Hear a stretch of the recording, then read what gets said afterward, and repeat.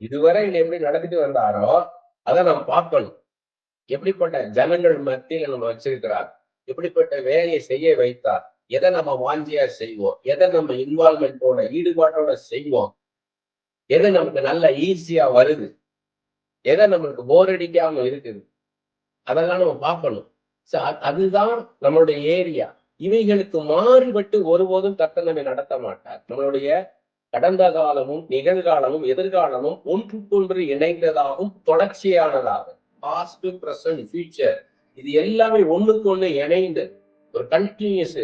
இதுல திடீர்னு உங்களை அப்படியே நிப்பாட்டி கொண்டு போக மாட்டார். முன்னுக்கு பின் முரணாக ஒரு நாளும் கர்த்தர் நம்மை நடத்த மாட்டார். நான் வளர வேண்டும் என்கிற எண்ணம் நமக்கு இருக்க வேண்டும். இதுதான் நமக்கு இருக்க வேண்டிய உந்துதல், அச்சு.